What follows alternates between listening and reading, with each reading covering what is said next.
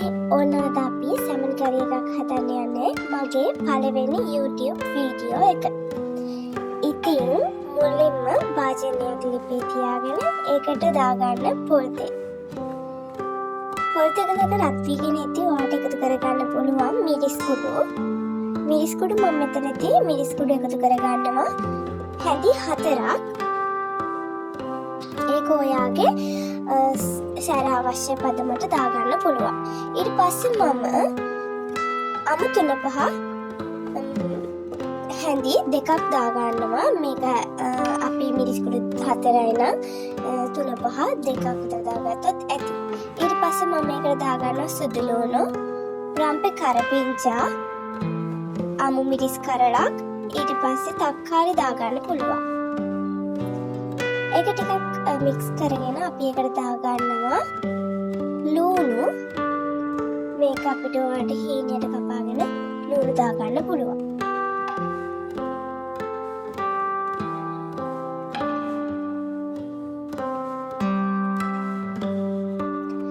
ඊට පස්සේ අපේ ලුණු එක මික්ස් කරගන්න ඕනේ.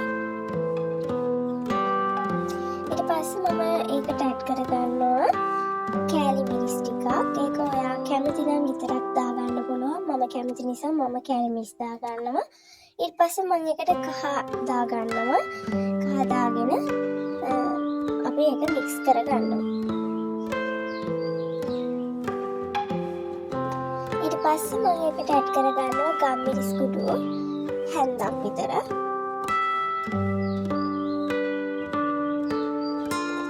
ඊට පස්සේ අපි ඒකයි මික්ස් කරගන්නවා.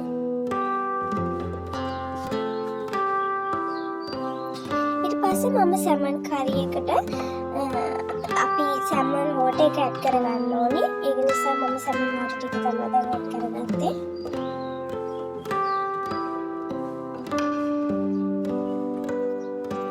ඊට පස්සේ අපි මේක මික්ස් කරගන්න ඕනේ.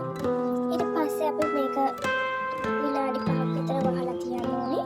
ඊට පස්සේ මේ වහගෙන මම විනාඩි 5කට පස්සේ තමයි මේ ඕපන් කරගන්නේ. ඊට පස්සේ ඔයාලට අවශ්‍ය පදමට ලුණු එකතු කරගන්න පුළුවන්.